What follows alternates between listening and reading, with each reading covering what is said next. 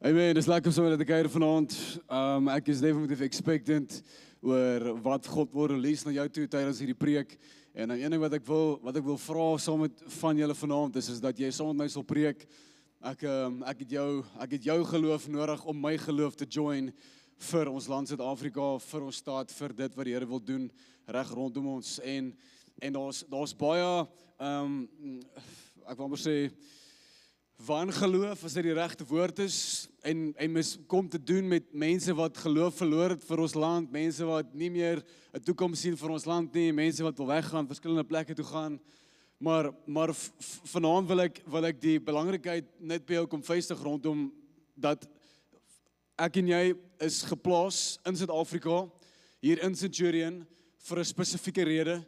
2025 het God gekies dat jy moet lewe en dat jy hierso moet lewe. As jy wou gehad het aan 'n ander plek of op 'n ander tyd, of hoe ook al dit mag wees, en sou jy daar geplaas het. En die vraag wat ons vanaand wil vra is wat wil die Here doen met my lewe, in my lewe en deur my lewe, wat my land en my mensdom gaan bevoordeel? Wat het ek om te gee, want dit is tog wat volwassenheid beteken. Dit gaan oor ek het iets om te gee, waar 'n kind dink nog, wat kan ek ontvang, wat kan ek kry, wat's in dit vir my, wat's in dit vir my, wat's in dit vir my. Maar 'n volwasse persoon vra, wat kan ek offer na die tafel toe? En dit is presies wat hierdie reeks oor gaan, Heroes of Faith. En al hierdie karakters op die skerm, ons het laasweek gepraat oor Gideon, vanaand praat ons oor Esther, dan praat ons oor Noag, Elijah, en dan Joshua is die laaste persoon waar ons gepraat, maar al hierdie ouens was vasgevang binne in 'n konteks, in 'n land, onder 'n koning, onder onderdrukking, persecution, waar dit nie naaste by is waar Suid-Afrika nou is nie, 100 maal erger, maar hierdie ouens het nooit ooit victim gespeel nie. Hierdie ouens het altyd verby die natuurlike gekyk. Hierdie ouens het gesien wat God sien en het gepraat volgens wat hulle sien in die gees. Hierdie ouens het nooit vergeet wat God se beloftes was vir sy volk nie, vir Israel nie. En alhoewel hulle 10,000 goed gefeis het wat 'n contradiction was teenoor dit wat God beloof het, het hulle nog steeds gedelf in geloof en gesê, ons sal nie kniel, ons sal nie buig tot die omstandighede nie. En ons sal glo dat wat God gesê het hy gaan doen, sal hy verseker deurtrek. En dis hoekom hierdie ouens so belangrik is en is 100% applicable vir waar ek en jy is vandag. Dis waar ons is. Ons het vandag in hierdie plek Heroes of Faith nodig wat moet opstaan en sê, ons gaan nie kniel onder die omstandighede van ons land nie, maar ons gaan die Here vra om ons oë oop te maak, sodat ons verby die natuurlike kan sien, sodat ons kan sien wat is sy koninkryk mee besig, dat ons ore sal oop wees tot die Heilige Gees se stem, nie heeltyd politiese propaganda van die politiese party, tot daai party, tot die ras, tot daai ras. As jy jou oor gaan leen na die goed die hele tyd, gaan jy nie enige geloof hê vir jou land nie. Hoor my lied vanaand. Ons het Heroes of Faith nodig wat moet opstaan vir dit. En dit is presies wat geloof is. Geloof is om te kan sien dit wat onsienbaar is.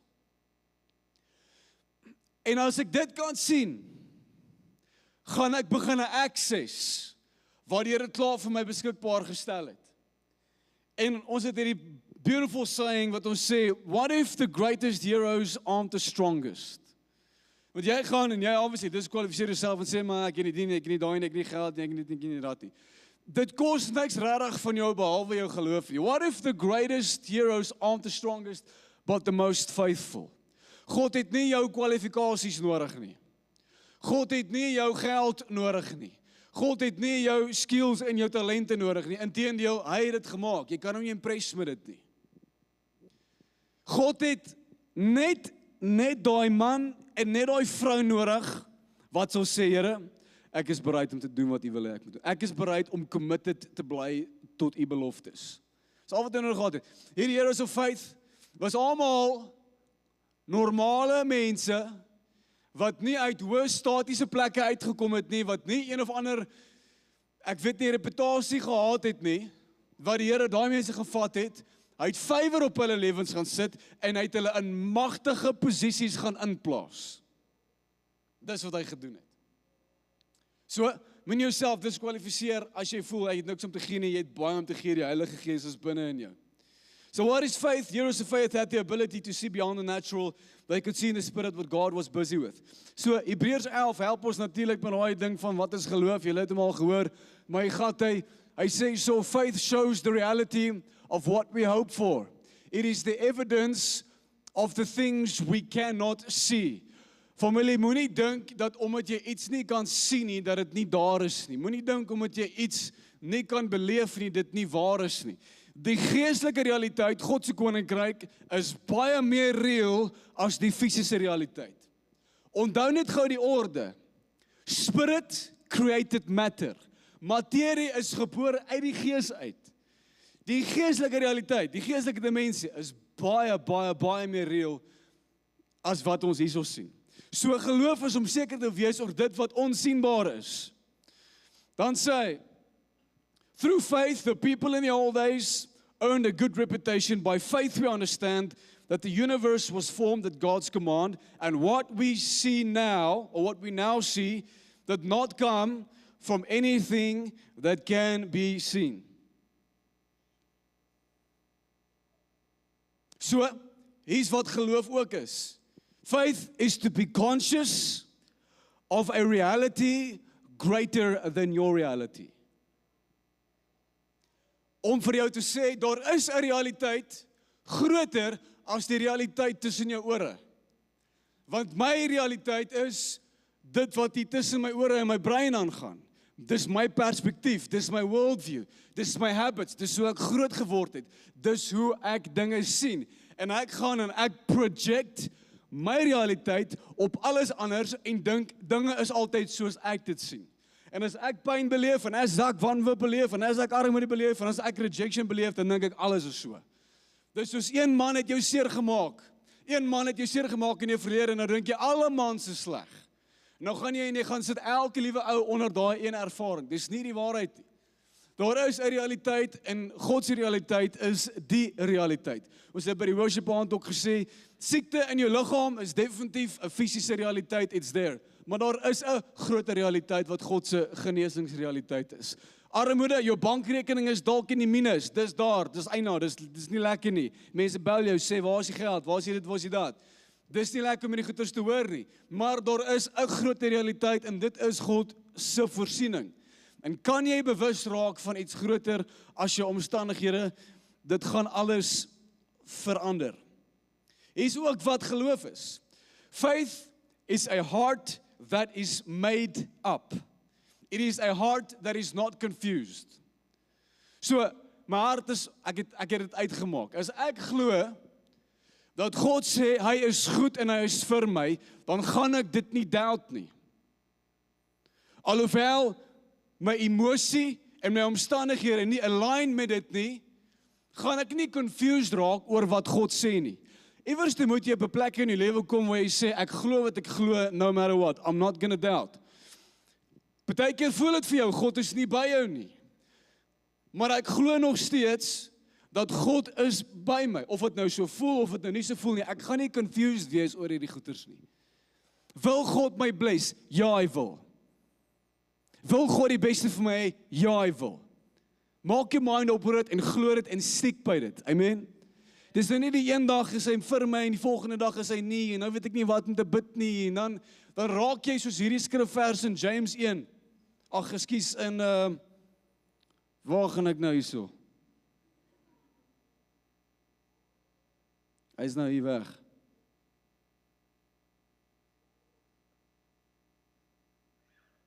Anyways, wat hy sê is, 'n double-minded persoon is iemand wat rondgeswaai word deur die winde en die golwe. Jy's unstable in al jou maniere. En hy sê, dit is wat gebeur met jou wanneer jy 'n double-minded persoon is. Daar's geen stability binne in jou lewe nie. Nou, hoekom maak hierdie ding so? Sorry, hierdie ding is besig om haywire te maak. Okay. Nou, hier is wat jou geloof toets. Hier is hy, ek het hom. As hy. Hier is wat jou geloof toets. Onthou, ons sê, faith is only theory until it's tested. Jy hoor wat ek sê? Dit is maklik om te sê jy het baie geloof as jy in beheer is. Maar wanneer jy beheer verloor, is dit lekker nie. Is maklik om te gee, is maklik om 'n kar weg te gee as jy nog 9 ander karre het, want jy het 'n backup God. Maar is moeilik om te gee as jy net een kar het, jy nie gee jou enigste kar weg. Daar is niks op aarde wat jy geloof toets, soos geld en siekte nie. Daai twee goed. Maak jou question. Maar hierso is wat hierdie skrywer sê, James 1, consider it a sheer gift, friends. Julle het hierdie gehoor. Consider it a gift when tests and trials come at you from all sides. You know that under pressure, so say the heroes of faith, under pressure, your faith life is forced into the open and shows its true colors. Druktye is nie daar om God te expose nie. Druktye is om jou geloof te expose. Dis net wanneer jy gedink het jy glo, dan kom jy agter, dan weet ek nie meer nie. Ek was seker dat ek glo God is die geneesheer. Maar elke keer as ek bid en ek sit al vir jare met hierdie siekte en nog steeds genees die Here my nie. Ewe skielik kom hierdie doubt in jou kop in. En nou kom jy agter, nou weet ek nie meer wat ek glo oor God nie. Dis hoekom hy sê, it shows its true colors. When I say, don't try and get out of anything prematurely, but let it do its work in you so you can become mature, well-developed, not deficient in any way. So, wat gebeur is, God laat druktye toe, sodat geloof gebore kan word. God laat goed toe met hierdie heroes of faith, sodat geloof gebore kan word. God laat dinge toe binne in Suid-Afrika, sodat die heroes of faith kan begin opstaan. Druktye produce groot geloof. En hier is ons nog 'n ding wat geloof produseer. Ons sê, jy bid vir iemand en niks gebeur nie, of jy word vergebid en niks gebeur nie, en dan hoor ons altyd hierdie ding wat sê, jy het nie genoeg geloof gehad nie, hê nog geloof, hê nog geloof, hê nog geloof. Hoe hê jy net nog geloof? Het iemand vir my 'n antwoord? Okay, nou het ek nog geloof. Of bid net nog harder, of verander jou stem toe net nog so bietjie meer, of pleit, smeek bietjie harder. Sondag 'n bietjie minder. Lees 'n halfuur bietjie langer Bybel. Kom nie net een keer 'n week kerk toe, maar sommer 2 keer. Dan bou jy hierdie geloof. Kom ek vas 7 dae. Ek staan in die oggend 5 uur op en ek glo al hierdie staf gaan 'n vuur binne in my ontwikkel. En nog steeds kry jy jouself net weer op dieselfde plek waar jy was na die tyd. Voor die tyd. Dis wat gaan aan nie so. Paulus sê hier, Romeine 10 vers 17, it is the crutch. Faith comes from what is heard. Faith comes by what you listen to. Geloof, jou geloof word bepaal deur wat jy na luister. Geloof word bepaal deur wat jy na luister. Hoor julle wat ek vir julle sê? Geloof word bepaal deur wat jy na luister. En ek sê weer, jy kan kies heeltyd om na nuus te luister, politiese agendas te luister, om te luister na wat gebeur, die budgetgesprekke, dis goed, wees ingelig daaroor, maar moet dit nie in jou hart opmaak nie. Want as jy aanhou hierdie goed gaan entertain, gaan dit jou geloof bepaal vir Suid-Afrika. Maar as jy in 'n community kom soos die, waar ons actually gesprekke het oor hoe goed en hoe bly ons is vir ons land, hoe ons uitsien vir die toekoms. As ons net kan gelowiges bymekaar kry wat actually lewe spreek oor Suid-Afrika, begin dit 'n stuk geloof te bou hier binne in jou. Wanneer jy begin hoor, hey, het jy geweet die Here het actually 'n opinie oor Suid-Afrika? Het jy geweet die Here het actually 'n plan oor Suid-Afrika? Het jy geweet die Here het profetiese woord release oor Suid-Afrika? En as ek my Bybel reg lees, sê die woord dat as God 'n belofte maak, maak hy 'n oath met homself. Bedoelend, hy homself accountable. En hy kan nie sy oath violate nie. Hy kan nie dit wat hy beloof het terugtrek nie. Anderste lieg hy. Anderste kan ons hom nie vertrou nie. En as God uitsprake maak oor Suid-Afrika, oor Centurion, oor jou besigheid, oor jou lewe, dan gaan dit nie leeg na hom toe teruggaan nie. So, ek kies eerder om te luister na dit wat God beloof het. Ek leen my oor na dit toe, en dit gaan my geloof bepaal. Familie, ek wil julle vanaand saam met my uitnooi. As jy gesprekke hoor waar mense dood spreek oor Suid-Afrika, then you shut them up. Want die Bybel sê, lewe en dood lê in die tong. As jy hoor mense stir rasisme, then you shut them up. Don't be the devil's mouthpiece. Ons het genoeg negativiteit, ons het genoeg wanhoop in die land. Asseblief, ek het nie nog nodig nie. As jy om 'n braai gesprek is en het jy net weer die gehoor, daai gehoor, die ANC sê die DA sê dit en dat sê die, okay boys, wat sê die Here? Wat sê die Here? Kom ons praat, wat sê die Here? Kom ons bid bietjie. Kom ons vat gaande, kom ons bid saam, wat sê die Here oor ons land? Jy moet jou hart bewaar ten alle tye. Amen. Selfs met Gideon wat sy geloof gebou het, wel het laaste jaar gepreek, die man in 'n wynput besig om in depressie in te val. He was the least in his father's house. Die engel van die Here daag op hierso in hom en roep vir hom, you mighty man of valor. Wat het daar gebeur met Gideon? What happened with Gideon? Hy het vir die eerste keer in sy lewe, het hy die hemelse persepsie oor hom gehoor. Weet jy vanaand hierso, that you carry a heavenly persona. Jy het 'n reputasie in die hemele. Jy word geken vir iets spesifiek binne in die hemel. En God leer almal in die hemele, dies wat voor ons gegaan het, en al sy engele oor jou. Sy opinie oor jou. En wanneer die engele conversant praat oor jou, en met jou praat, dan praat hulle volgens God se perspektief oor jou. En hier kom hierdie engel en hy verskyn aan Gideon, en vir die eerste keer hoor hy 'n ander opinie, 'n ander realiteit oor homself. Heaven's approval was revealed to him. Daai man het niks verander in sy lewe behalwe net deur sy oor te leen na die regte goeders toe nie. It's all that happened. Dis al wat nodig was om Gideon in daai gat uit te kry. Ek sê vanaand vir jou, jy dra 'n hemelse reputasie. You carry a heavenly persona. En dit sal baie cool wees as jy begin uitvind wat is dit. Amen. Vra die Here. Here, hoe sien U my? Nou vanaand se karakter Esther. Die konteks van Esther is baie die konteks van Suid-Afrika.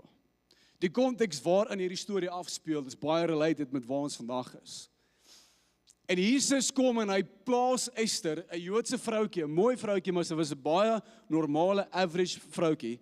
Kom God, sit sy favor op Esther, bring haar voor die grootste van die grootste, die koning van Persia, gaan stel haar aan binne in daai authoritative position, strategies gaan plaas God haar daar, en gee vir haar die favor om vanaf die koninkryk, vanaf die paleis waaruit die koning regeer, invloed te hê. En so hierso is wat gebeur nou in hierdie verhaal. Persia, die koning van Persia, Xerxes, Bybel sê van Ethiopië, al die pad tot en by Indië, 127 provinsies, wat hierdie ou koning is oor. Nou wat gebeur nou in die land, in al hierdie provinsies, is daar's nog steeds Jode vasgevang tot 'n mate wat nie gerelease was uit Babylon uit nie. Onthou julle in Jeremia, toe was Israel gevange gehou, hulle was toe in ballingskap ingevat in Babylon, onthou julle dit? Maar en toe sê Jeremia mos vir hulle, for I know the plans I have for you, says the Lord. Ek gaan julle nie uit die tronk uithaal nie, maar gaan julle nog so 'n bietjie hou daarso. Sien wat hulle wou hoor nie. Fast forward, Israel word vrygestel, gaan uit Babylon, maar nie al die Jode nie. En nou hier wat gebeur is daar's nog Jode wat leef onder hierdie ou se koningskap.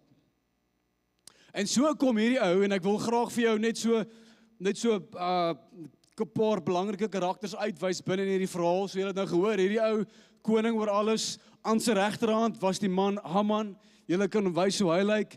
Haman was ek wil amper sê die tweede bevelvoerder, maar die ou was gegee die hoogste authority van die koning naas die koningin.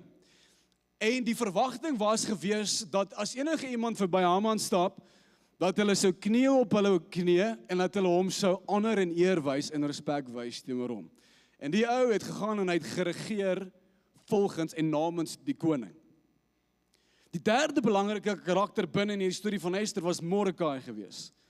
Mordekai was 'n Joodse ou wat uit die tribe van Benjamin uitkom. Nou sy ouers en voorouers was deel van die gevangenis gewees originally in Babylon. So dis hoe hulle hier gekom het. So die ou het 'n niggie gehad. In Engels is dit die cousin. Het 'n niggie gehad en haar naam was Hadasha, aka Esther. En Esther was aangeneem deur Mordekai. Toe haar ouers sterf, word hy tot 'n mate 'n vaderlike figuur vir Esther. Hierdie ou, binne die storie van Esther, is vir my die goud werd. Hy speel in die hele storie die rol van 'n profeet.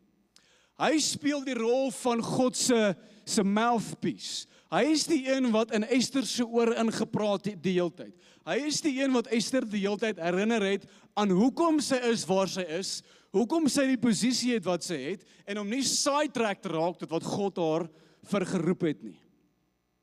So, Esther het hierdie ou beskou as 'n baie belangrike persoon in haar lewe. So sy het geluister as hy praat.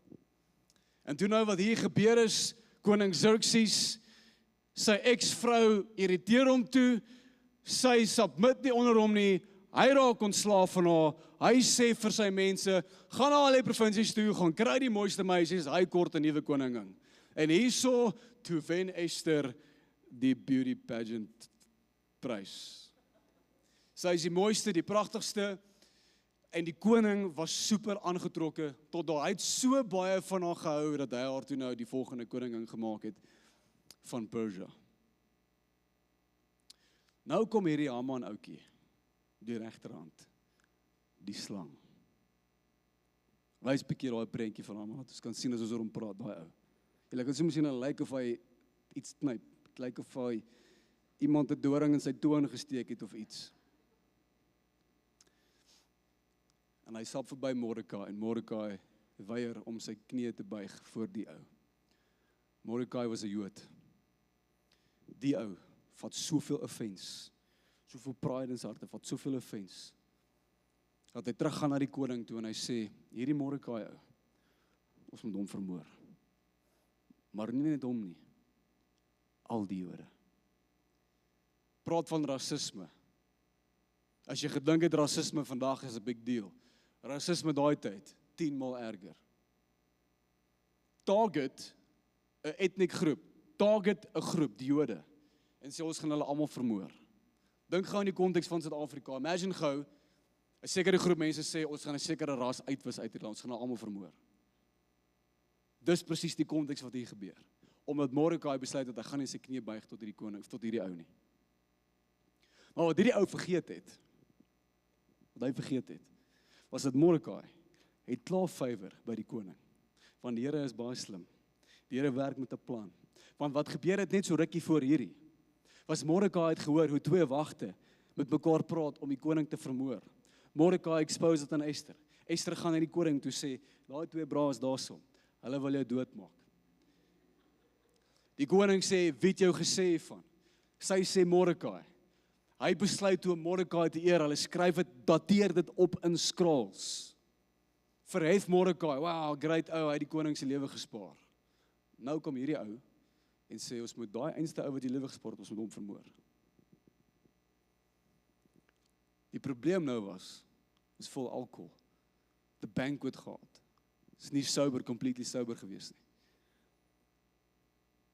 En hy stem toe in. En sê, dis reg, kom ons maak hom dood. En al die Jode. Hulle gooi 'n dice, dit land op 7 of 13 April, wat 'n jaar is van daai gesprek, van sê op daai dag, sal ons al die Jode vermoor. Die koning druk sy stempel af op die papier, en die rapport gaan uit na al die provinsies toe en sê, Jode, julle het 1 jaar oor om te leef, ons julle dood. Mordekai hoor dit. Obviously, dis sy mense, dit tref hom diep in sy hart, dis my volk, dis my mense. Hy treur oor, die Bybel sê, hy skeer sy klere en hy maak rep en roer oor al hierdie dinge, hy weier om te eet. Esther hoor toe dat haar oom in distress is en sy stuur toe hierdie ou een van hierdie diensknegte om te gaan hoor wat gaan aan met hom. Hoekom is hy so? Hy stuur toe vir haar die rapport terug om te sê, hoor jy maar, weet jy nie dan van die uitspraak van die koning Xerxes nie? Weet jy nie dat hy het gesê al die Jode moet vermoor word nie? Doen iets daaraan, Esther, doen iets. Jy is daar in die paleis, jy sit by die koning, doen iets daaraan. Kan jy niks doen nie? Sy reply hierso in Esther 4 vers 10. Nou sê sy, Esther told hierdie diensknag, weet ook al jy sy naam sê, help my met daai ding. Esther told this guy to go back and relay this message to Mordecai. Hoor nou hierso. All the king's officials and even the people in the province know that anyone who appears before the king in his inner court without being invited is doomed to die unless the king holds out this gold scepter, as the king has not called for me to him for 30 days. Wat 'n huwelik is dit? So sy sê vir hom, ek kan nie, hy het my nie ge-invite nie, as ek nie ge-invite word nie, staan ek die risk om doodgemaak te word, mits hy vir my hierdie goue staf gee, en favor extend na my toe, dan spaar my lewe. Mordecai hou nie van wat hy hoor nie, want hy hoor die faithlessness in Esther se stem. Hy hoor die vrees, hy hoor die bang, soos Esther, dis jou mense, dis jou volk, wat ten gronde gaan, en jy sit in daai paleis, en jy's bang vir wat?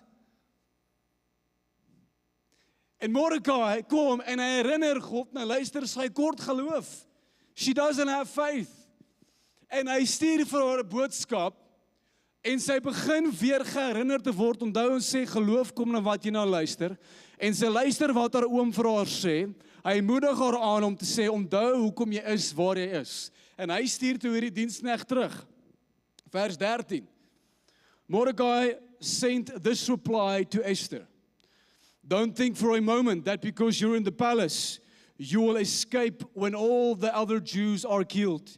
If you keep quiet at a time like this, deliverance and relief for the Jews will arise from some other place. But you and your relatives will die. Who knows if perhaps you were made queen for such a time as this. Jy is nie per ongeluk in die plek waar jy is nie. Jy is daar met 'n doel en met 'n rede. En hier word sy herinner aan dit wat God geplaas het oor haar lewe. Geloof begin te stuur en sy reply met hierdie brief in vers 15. Then Esther sent this reply to Mordecai. Yes, kan jy dink hoe lank, net nou WhatsApp voice noutjie kon lekker gewees het. Maar hier is ons briewe en dinge. Go and gather together all the Jews of Susa and fast for me. Do not eat or drink for 3 days, night or day. My maids and I will do the same. And then, though it is against the law, hier is wat ons wil hoor. Though it is against the law, I will go in to see the king. If I must die, I must die. Dis wat ek wil hoor. Amen. Dis dat ek hoor die grit om te veg, die grit van ek sal my lewe op die spel sit vir my mense. Ek speel nie victim nie, ek gee nie maklik op nie. I will offer whatever it costs, sodat my mense kan vry wees. As ek moet doodgaan, gaan ek doodgaan.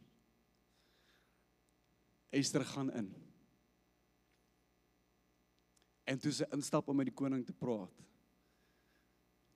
toe gee hy die goue staf vir. En die guns van die Here lê op Esther. Amen. En die koning sê self, wat is jou request? Ek sal vir jou selfs halfte van die hele koninkryk gee. Dis wat geloof override vrees. Sy was bang om die koning te face. Geloof word gestuur, sy kry courage. En hierso gebeur die teenoorgestelde as wat sy geanticipate het. Weet jy al verstaan fear? False evidence appearing real. Maak konklusies oor die uitkomste van dinge voor jy dit nog ewen gesien gebeur het.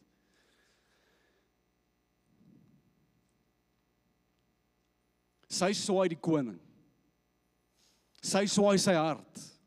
Sy kry dit reg dat die koning vir Hamas vermoor. Tafels draai nou hier, papi. Die band, julle kan my join ook. Sy sê, luister jy, maar kan jy nie jou oath wat jy gesê het dat alle Jode vermoor moet word terugtrek nie? Hy sê ek mag dit nie doen nie. I'm bound to that oath. Maar hier is wat ek sal doen, ek sal nog 'n oath skryf.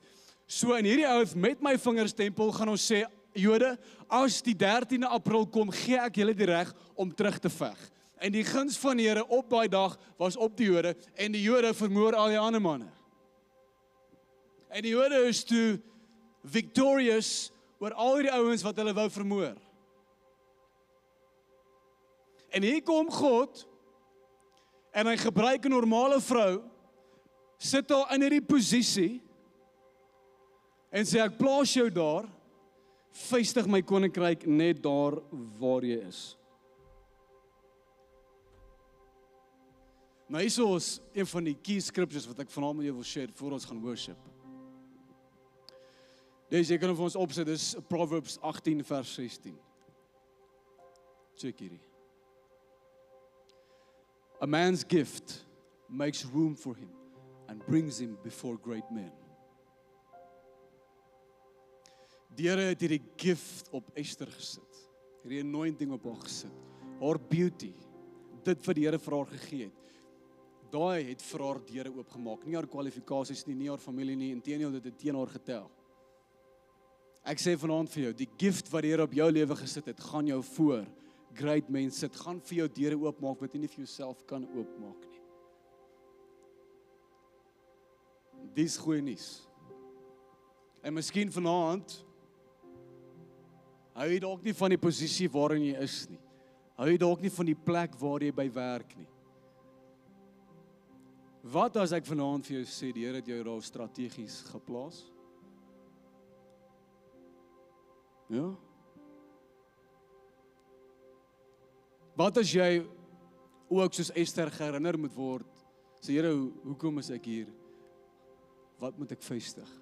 Wat se invloed wil U hê moet ek hê in my besigheid, in my werksplek, by die skool, waar ook al jy funksioneer? En vra 'n bietjie die vraag, Heilige Gees, wys my, wat het ek om te offer vir die plek waarin ek is? Connect my met die regte mens of mense wat vir my authority sal gee, wat vir my 'n stem sal gee, wat vir my sal invloed gee. En ek sê vandag vir jou, wat jy verbaas deur jou. Jy sal om tafel sit, jou kakebeen sal oophang en jy gaan vra, hoe het ek hier gekom? Hoe is ek omring met hierdie kwaliteit mense? Hoe is ek omring met hierdie ryk mense? Hoe is ek omring met hierdie tipe ouens? It's the favor of God on your life, man. Amen. Familie, Suid-Afrika het jou nodig. Suid-Afrika het jou nodig. Suid-Afrika het jou nodig.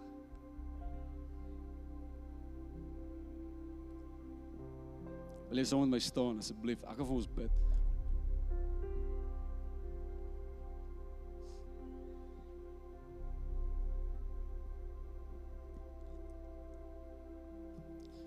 Band, is julle ready? Is julle ready?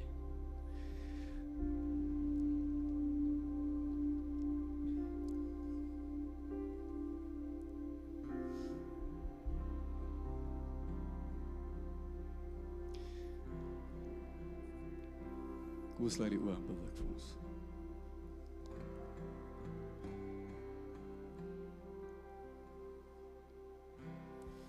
Here, elke man en vrou staan hier vanaand met 'n calling, met 'n roeping, met 'n gift.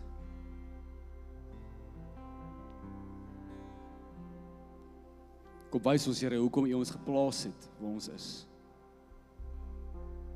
Die posisie wat ek het by die werk, die omgewing waarin ek leef, Centurion, Pretoria, Suid-Afrika.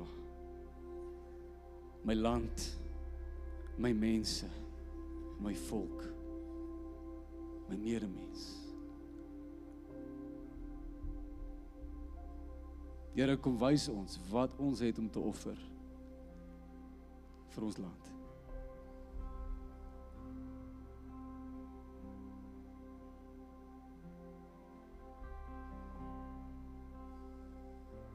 Ek bid, Here, gee ons guns persoonlik voor mense en voor God om die onmoontlike te kan doen.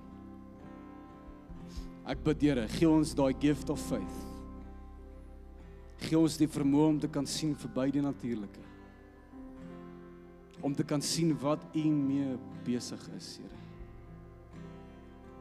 Dat ons sal leef volgens dit. En dat ons wonderwerk op wonderwerk op wonderwerk sal beleef. Ek bid, Here, mag ons sien, nommer 1, hoe families gerestoor word. Mag ons sien hoe skole gerestoor word. Afrikaans, Engels, privaat, publiek. Mag ons sien hoe die infrastruktuur van Centurion, van Pretoria, van Suid-Afrika bevorder word, Here.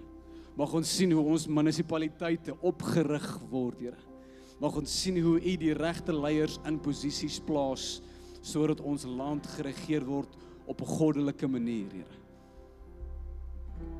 Mag ons sien hoe ons land finansiëel recover in Jesus se naam.